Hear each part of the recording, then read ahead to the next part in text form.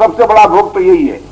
जिस वक्त व्यक्ति को यह मालूम होता है कि मुझ में एक सामर्थ्य है, मुझ में सामर्थ्य है, मैं शांत हूं, मुझको कुछ नहीं चाहिए, मेरे जीवन में से दुख निकल गया, ये जो किसी गुण के साथ जो अहम का संबंध है, किसी गुण विशेष के साथ जो अहम का संबंध है, ये क्या है? ये योग का भोग है।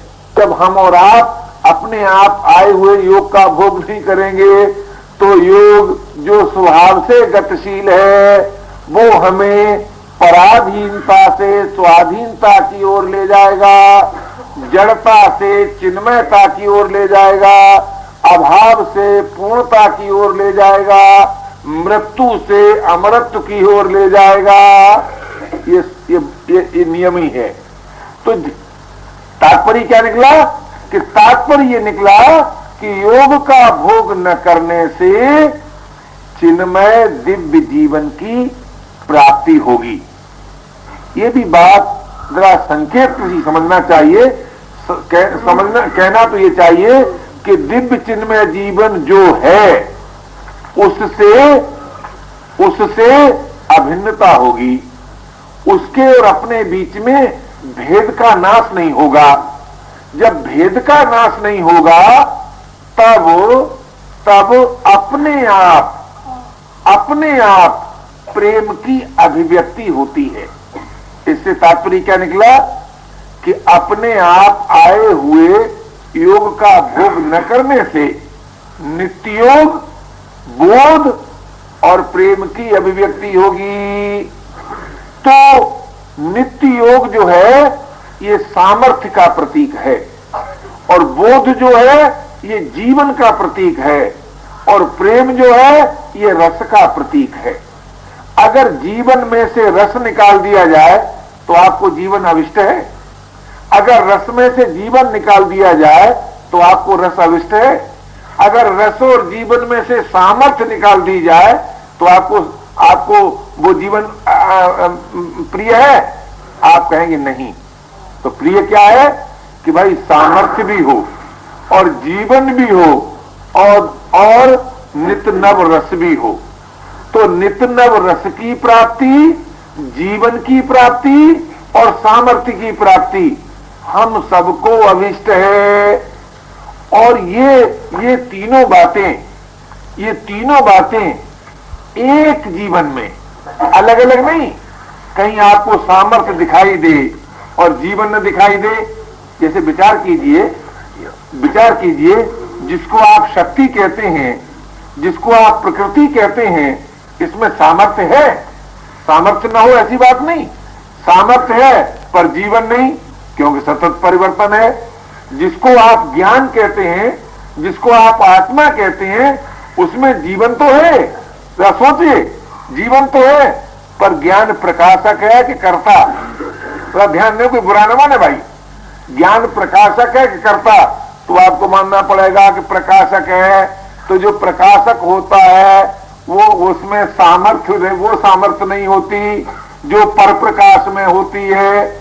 जो प्रकाशक होता है उसमें वो सामर्थ्य नहीं होती जो पर प्रकाश में होती है, और जो पर प्रकाश होता है उसमें वो ज्ञान नहीं होता जो प्रकाशक में होता है। लेकिन अपनी मांग, बोले अपनी मांग तो सामर्थ्य की भी है और ज्ञान की भी है। ये नहीं कि हमको ज्ञान नहीं चाहिए, ये नहीं कि हमको सामर्थ्य नहीं चाहिए। कल्पना करो कि आपको ज्ञान भी चाहिए, सामर्थ्य भी चाहिए, लेकिन क्या रस नहीं चाहिए? बोले रस भी चाहिए, हमको रस की भी मांग है। तो रस की जो मांग है उसका प्रतीक है प्रेम, और जीवन की जो मांग है उसका प्रतीक है तत्व ज्ञान, और सामर्थ्य की जो मांग है उसका प्रतीक है नित्य योग। तो नित्य योग, तत्व ज्ञान और परम प्रेम, इन तीनों की जहां अभिन्नता है, इन तीनों की जहां एकता है, वो क्या है? वो महाराज संघ की भाषा में मानव जीवन है। वो मानव जीवन है। तो ये जो मानव जीवन है, जिसमें कि नित्य योग है, जिसमें कि तत्व ज्ञान है, जिसमें कि परम प्रेम है, वो मानव जीवन किसके द्वारा प्राप्त होता है? तो वो मानव जीवन प्राप्त होता है सत्संग के द्वारा। और किस प्रकार के सत्संग के द्वारा प्राप्त होता है? कि वो उस प्रकार के सत्संग के द्वारा प्राप्त होता है कि जिसमें लेस मात्र भी श्रम नहीं है। जो सुख का सदव्यय नहीं कर सकता वो दुख का सदव्यय कर ही नहीं सकता। तो आज हमारी दशा क्या है? सुख काल में तो सुख का भोग करें और जब दुख आए तब असंग होकर के दुख से मुक्त हो जाएं। ये बात कभी नहीं बनेगी, ये बात नहीं बनेगी। आपको यदि असंग होना है तो सुख से भी असंग होना है और दुख से भी असंग होना है। केवल दुख से असंग हो जाएं और सुख का भोग करते रहें, केवल दुख से असंग हो जाएं और सुख और शांति का भोग करते रहें, तो मेरा तो अपना ऐसा विश्वास है कि आपको जहां दुख से असंग होने की बात है वहां सुख और शांत से भी असंग होने की बात है, वहां स्वाधीनता में भी रमण न करने की बात है। इसलिए भाई बड़े ही धीरज के साथ आज हमें इस बात पर विचार करना है कि बिना श्रम के जो सत का संग है वो सत्संग हम सब करें। उसके करने का समय प्रत्येक कार्य से पूर्व, प्रत्येक कार्य के अंत में मुख्य समय है और सोने से पहले और उठने के बाद। और इसी बात को व्यवहारिक रूप देने के लिए जो संघ में बताया गया कि सायंकाल 7:30 बजे और प्रातः 3:30 बजे मूक सत्संग करना है, इसका मतलब ये नहीं है कि वही उसका समय है। इसका मतलब केवल इतना है कि आपको ये इस बात की याद आए कि हाँ भाई हमको कुछ देर शांत भी होना है, विश्राम भी करना है।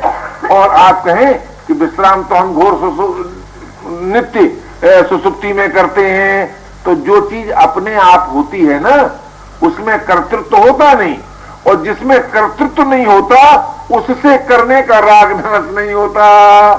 इसलिए भाई ये जो सत्संग करने की रुचि है, सत्संग करने का जो राग है, उसकी निवृत्ति के लिए हम सबको श्रम रहित होकर सत का संग करना है। क्यों? सत उसे नहीं कहते जिससे देश काल की दूरी हो, सत कहते ही उसको है जो सर्वत्र हो, सर्वदा हो। तो जो सर्वत्र सर्वदा है उसका नाश कभी हो ही नहीं सकता, और जिसका नाश कभी नहीं हो सकता वो हमसे दूर नहीं हो सकता। जो हमसे दूर नहीं है उसमें प्रेम हो सकता है, उससे योग हो सकता है, उसका बोध हो सकता है, उसके लिए कोई श्रम नहीं अपेक्षित होता। योग श्रम नहीं है, बोध श्रम नहीं है, प्रेम श्रम नहीं है। इसलिए जो अविनाशी तत्व सर्वत्र सर्वदा ज्यों का त्यों है, सर्वत्र सर्वदा ज्यों का त्यों है, उसमें हमारा योग हो। तो कैसे होगा? कि जो सर्वत्र सर्वदा नहीं है उसकी कामना के त्याग से। तो तात्पर्य क्या निकला कि कामना का त्याग योग का साधन। भाई कामना का त्याग योग का साधन क्यों हो गया? कि कामना कहते किसको, जरा सोचिए तो सही। कामना का अर्थ क्या है? जो हमारा वस्तु से संबंध जोड़ दे, चाहे वो वस्तु के स्थान पर शरीर हो, चाहे मन हो, चाहे प्राण हो, चाहे इंद्रियां हो, और चाहे बुद्धि हो, और चाहे समस्त सृष्टि हो। जो सृष्टि से संबंध जोड़ने वाली बात शक्ति है, जो सृष्टि से संबंध जोड़ने वाली प्रवृत्ति को, जो सृष्टि से संबंध जोड़ने वाली प्रवृत्ति है, उसी का नाम है कामना।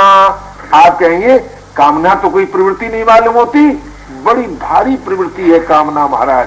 क्यों? जितनी प्रवृत्तियां आप देखते हैं उसके बीज रूप में कामना ही तो है। और क्या बताइए जरा, बीज रूप से कामना ही तो है। शुक्ला जी के मन में कामना उठी कि शांत को बिहार में बिठाना चाहिए। बेचारे बुधिया जी फंस गए बुरी तरह से। और कैसे फंसे? ये मानकर फंसे कि शांत को फंसाना है, ये मानकर नहीं फंसे कि मैं फंस रहा हूं। फंसे तो बड़ी बुद्धिमानी से और ये सोचकर फंसे कि इस आजाद पक्षी को पिंजड़े में बंद करना है, और उन्होंने अपने मन की बात पूरी करी ली, किसी सीमा तक करी लिया बंद।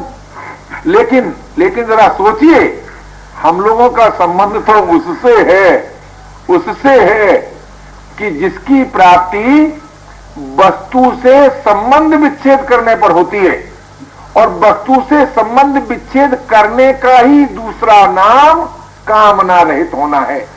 तो जब कामना रहित होने से योग की प्राप्ति होती है, तो मैं आपसे पूछता हूं कि पराधीनता कामना पूर्ति में है कि कामना के त्याग में? तो हर एक भाई को, हर एक बहन को ये बात माननी पड़ेगी कि भाई पराधीनता कामना पूर्ति में है, कामना त्याग में नहीं। हम बोलने में पराधीन हो सकते हैं, न बोलने में नहीं। कोई सुनने में पराधीन हो सकता है कि न सुनने में नहीं। कोई देखने में पराधीन हो सकता है किंतु न देखने में नहीं। तो ये जो न देखने से, न सुनने से, न बोलने से, न सोचने से जिसका संग होता है, जिसका संग होता है, वो है मूक सत्संग। मूक सत्संग। तो कामना रहित होने से योग की प्राप्ति होगी, और वो योग की प्राप्ति किसी परिस्थिति पर निर्भर नहीं, किसी देश काल पर निर्भर नहीं, वो सर्वत्र हो सकती है, सभी को हो सकती है। तो जब हम कामना रहित होकर विश्राम करें, या हमको विश्राम मिले, या विश्राम का संपादन हो, तब कुछ देर के बाद मन में उथल पुथल मचती है। आप लोगों की भाषा बोलता हूं कि मन में उथल पुथल मचती है, मेरी अपनी ये भाषा नहीं है। मेरी भाषा तो ये है कि मन में तो न उथल है न पुथल है, वो तो जैसे तुम तैसा तुम्हारा मन। तो उथल पुथल क्या मचती है कि उससे पूर्व जो भुक्त इच्छाओं का जो प्रभाव है, वो प्रभाव मिटने के लिए प्रकट होता है। जिसे आज लोग मन की चंचलता कहते हैं, जिसे आप मन का विकार कहते हैं, वो विकार नहीं है, वो तो भुक्त इच्छाओं का प्रभाव जो दबा हुआ था मवाद के रूप में, वो प्रकट होता है नाश होने के लिए। किंतु हमसे भूल क्या होती है कि जब वो विकार प्रकट होता है नाश होने के लिए, तब वो उससे भयभीत हो जाते हैं, और भयभीत होकर ये मानने लगते हैं, हाय हाय हमारा मन तो बहुत खराब, हमारा मन तो बहुत खराब। तो ये जो हमारी मान्यता हो जाती है कि हमारा मन बहुत खराब, वो बेचारा मन थोड़ी देर के लिए दब जाता है। क्यों दब जाता है? कि मन नहीं चाहता कि आप उसके द्वारा दुखी हो। मैं सच कहता हूं, मन ये नहीं चाहता कि आपके द्वारा दुखी हो। दब जाता है, फिर देखता ही, फिर वो अनंत की कृपा शक्ति फिर देखती है कि अच्छा इस वक्त तो ये शांत हो गया, ये भयभीत नहीं है। तो फिर मन का विकार प्रकट होता है, जिसे आप कहते हैं विकार। वो प्रकट होता है केवल इसलिए कि वो अनंत की कृपा शक्ति उसका नाश कर दे, और मन को निर्बल बनाकर योग की दृढ़ता कर दे। होती तो वो सब बात इसलिए है, लेकिन हम लोग उससे सहयोग नहीं तोड़ते, उससे भयभीत होते हैं, अथवा उसका सुख लेने लगते हैं। तो भाई उत्पन्न होने वाली उथल पुथल से हमको और आपको भयभीत नहीं होना चाहिए, उससे सुख नहीं लेना चाहिए, उससे तदात्म नहीं रखना चाहिए। उसके बाद ही मन अपने आप निर्विकल्प हो जाएगा। और मन की जो निर्विकल्पता है, ये बुद्धि को समता देने वाली है और इंद्रियों को विषय से विमुख करने वाली है। मन बुद्धि और इंद्रियों के बीच की चीज है। तो जब मन में संकल्प होता है, तब बुद्धि मन के अधीन होकर और मन इंद्रियों के अधीन हो जाता है, और जब मन इंद्रियों के अधीन हो जाता है तो इंद्रियां विषयों के अधीन हो जाती हैं। एक क्रम यह है। दूसरा क्रम क्या है कि जब मन निर्विकल्प होता है तब इंद्रियां मन में विलीन होती हैं, और जब इंद्रियां मन में विलीन होती हैं तो मन बुद्धि में विलीन होता है, और जब मन बुद्धि में विलीन होता है तो बुद्धि सम हो जाती है। एक क्रम है ये। तो ये जो मूक सत्संग है, ये बुद्धि की समता कहो, मन की निर्विकल्पता कहो, इंद्रियों की विषय विमुखता को, यहां से तो ये आरंभ होता है, यहां से तो ये आरंभ होता है। और इसका अंत कहां होता है? कि इसका अंत होता है शांति की असंगता से। समाधि की जो असंगता है, स्वाधीनता में जो संतुष्ट न होना है, वहां जाकर मूक सत्संग की समाप्ति होती है। और जहां मूक सत्संग की समाप्ति होती है, वहां अपने आप परम प्रेम की अभिव्यक्ति होती है, परम प्रेम की अभिव्यक्ति होती है, तत्व ज्ञान की अभिव्यक्ति होती है, नित्य योग की अभिव्यक्ति होती है, अथवा यूं कहो कि सामर्थ्य, स्वाधीनता और रस की अभिव्यक्ति होती है। यानी सामर्थ्य की अभिव्यक्ति होती है, स्वाधीनता की अभिव्यक्ति होती है और रस की अभिव्यक्ति होती है, जिसको कि मानव सेवा संघ की भाषा में मानव जीवन बताया जाता है। मानव जीवन का जो वास्तविक चित्र है, वो वही चित्र है कि जो आपको विश्राम से प्राप्त हो सकता है। जरा सोचिए, अब विश्राम कैसे प्राप्त होता है? तो विश्राम के एक और साधन है। वो क्या है? वो है असंगता। असंगता से भी विश्राम प्राप्त होता है। असंगता का अर्थ क्या है? कि असंगता का अर्थ केवल इतना है कि जिसे आप जानते हो, जिसे आप जानते हो वो आप नहीं है। सीधी बात, जो जानने में आता है वो ज्ञाता नहीं है, जो ज्ञाता है वो जानने में नहीं आता। तो आप किसे जानते हो? समस्त सृष्टि को जानते हो, समस्त सृष्टि को जानते हो। तो जिस सृष्टि को तुम जानते हो वो सृष्टि तुम नहीं हो, इसका नाम असंगता है।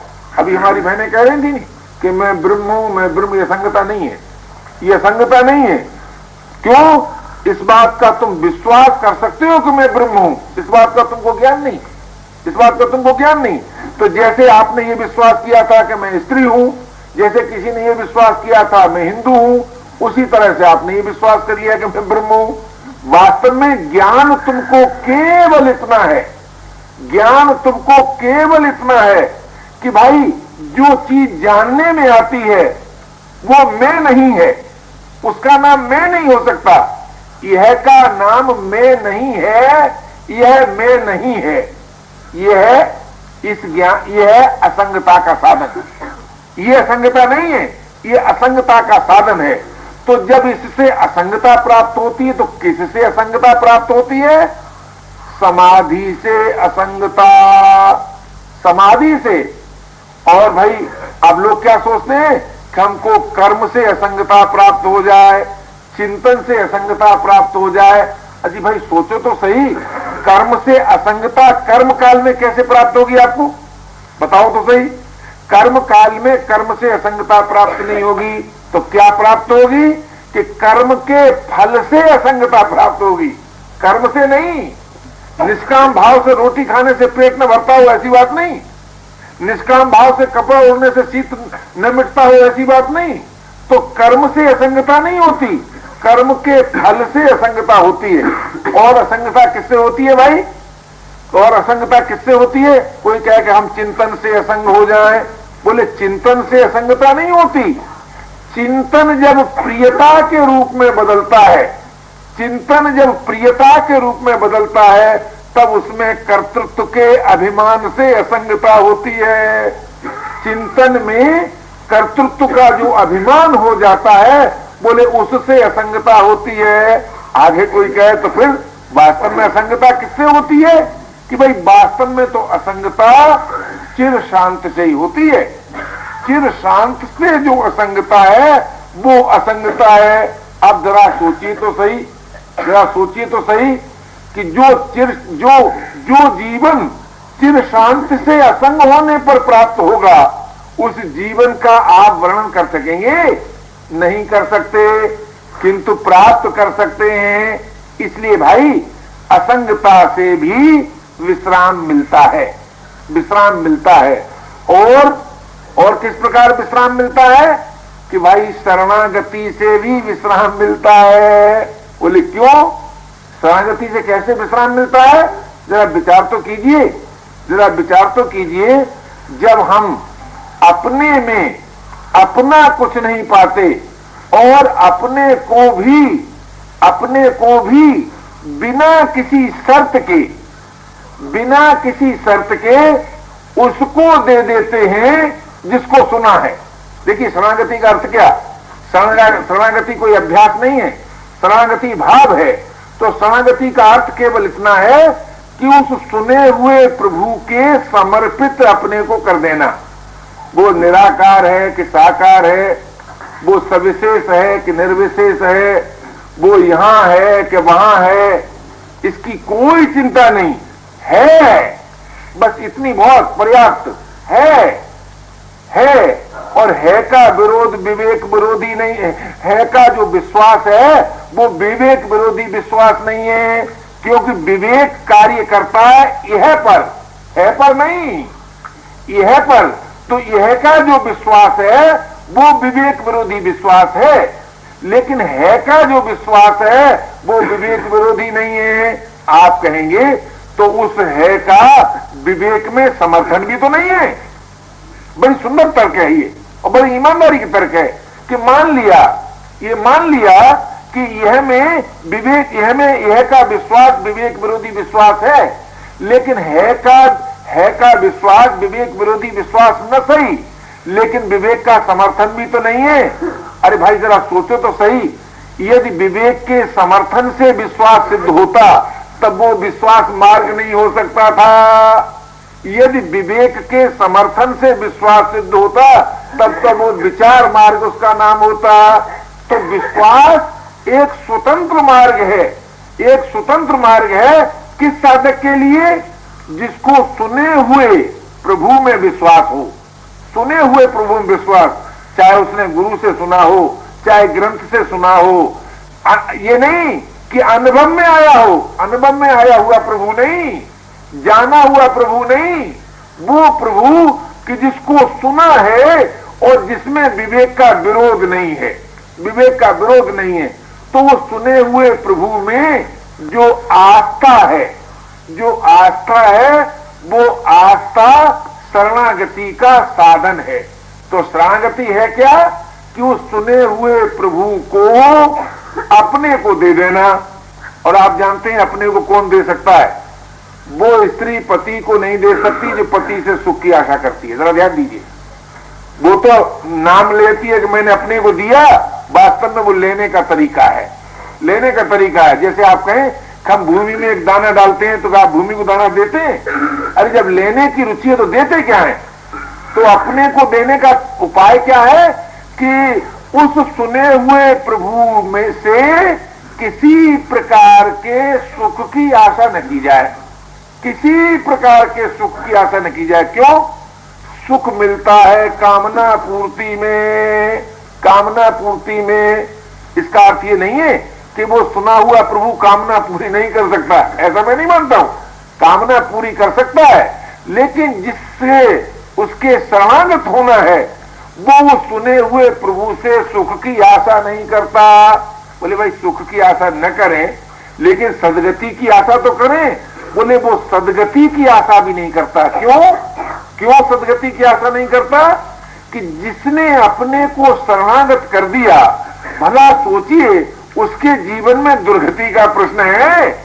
तो विचार तो कीजिए, जिसके जीवन से सुख की आशा का नाश हो गया तो उसके जीवन में काम की उत्पत्ति हो सकती है?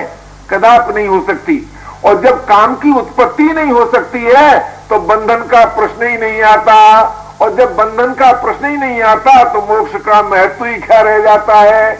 इसलिए उस सुने हुए प्रभु से सदगति मत मांगो, और उस सुने हुए प्रभु से सुख की कामना मत करो कि तुम हमको सुख देना और तुम हमारी सदगति कर देना।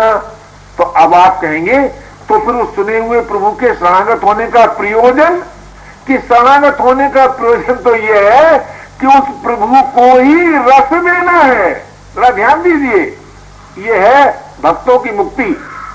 नित्य मुक्त को रस देने की नित नव लालसा, नित्य मुक्त को निर्विकार को नित्य मुक्त को, निर्विकार को रस देने की नितनव लालसा, यह है शरणागत की मुक्ति, यह है शरणागत की मुक्ति, और यही है शरणागत की भक्ति। तो कहने का मेरा तात्पर्य था कि भाई उस सुने हुए प्रभु में यदि आपकी आस्था है, मैं नहीं कहता हूं कि आप आस्था करें, मुझे क्या जरूरत पड़ी आप आस्था करें, यदि आस्था है तो उससे कुछ मांगो मत, उससे कुछ मांगो मत, न तो सुख मांगो और न शांति मांगो और न सदगति मांगो, क्योंकि यही तीन चीज मांगने की हो सकती है। कोई क्यों न मांगे कि सुख के लिए तो उन्होंने कर्तव्य विज्ञान बना दिया है? और शांति के लिए उन्होंने कामना का त्याग बता दिया है, तो सोचिए, और सदगति के लिए उन्होंने असंगता प्रदान की है। तो असंग होकर अपनी सदगति कर लो, कामना रहित होकर शांति का संपादन कर लो, और मिले हुए के सदुपयोग के द्वारा सुख संपादित कर लो। तो इन तीन बातों के लिए ईश्वरवाद की कोई आवश्यकता नहीं है, कोई आवश्यकता नहीं है। तो ईश्वरवाद की आवश्यकता किस लिए है कि अगर आप शरणागत होकर अपने शरण्य को रस देने की लालसा रखते हैं, तब आपको प्रभु की सत्ता में आस्था रखनी चाहिए। तो ये क्या है, बोले इस प्रकार भी हम और आप श्रम रहित हो सकते हैं, क्योंकि शरणागत के जीवन में भी श्रम नहीं है, और असंग जो जिसे असंगता प्राप्त है उसमें भी श्रम नहीं है, और जिसने प्राप्त परिस्थिति का फलाशक्ति से रहित, कर्तृत्व के अभिमान से रहित सदुपयोग किया है, उसके जीवन में भी श्रम नहीं है। तो तात्पर्य क्या निकला कि प्रवृत्ति द्वारा, निवृत्ति द्वारा, शरणागति द्वारा हम सबको चिर विश्राम प्राप्त करना है, और चिर विश्राम द्वारा ये सब अपने यहां प्राप्त हो जाता है। अब ये आपकी रुचि की बात है कि आप पहले चिर विश्राम को प्राप्त करके तब आप कर्तव्य परायण होंगे, असंग होंगे या शरणागत होंगे, अथवा कर्तव्य परायण होकर, असंग होकर, शरणागत होकर चिर विश्राम प्राप्त करेंगे। ये दोनों ही बातें संभव हैं। इसमें आपकी अपनी रुचि है कि जो आपको पहले प्राप्त हो सके उसे आप प्राप्त कीजिए।